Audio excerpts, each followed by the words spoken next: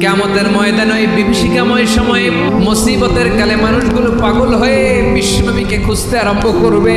সবাই মিলে বিশ্বনবীর কাছে যেয়ে বলবে, ইয়া রাহমাতাল লিল আলামিন, দেখেন আমাদের কি অবস্থা, আজকে কেউ সুপারিশ করতে পারবে না। সব নবীরা অপারগতা স্বীকার করেছে, তারা বলেছে আপনি ছাড়া কেউ নাকি আল্লাহর সামনে দাঁড়াতে পারবেন না, আপনি একটু সুপারিশ করেন। বিশ্বনবী মাকামে মাহমুদে যে আল্লাহু আকবার বলে সিজদায় লুটিয়ে পড়বেন। আল্লাহ রাব্বুল আলামিন বিশ্বনবীকে এমন কিছু চমৎকার শব্দ শিখাবেন, ওই শব্দগুলো দিয়ে আল্লাহর প্রশংসা করে বিশ্বনবী কাঁদতে আরম্ভ করবেন।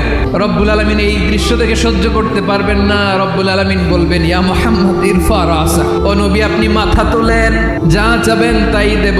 ওয়াশফা তুশাফা, যার জন্য সুপারিশ করবেন তার সুপারিশ কবুল করে নেব। প্রতিটি নবী বলবেন, নফসি নফসি, আল্লাহ তুমি আমারে বাঁচাও, আমারে বাঁচাও। বিশ্বনবী মাথা তুলবেন, তুলে বলবেন, রব্বি হাবলি উম্মতি, আল্লাহ তুমি আমার গুনাহগার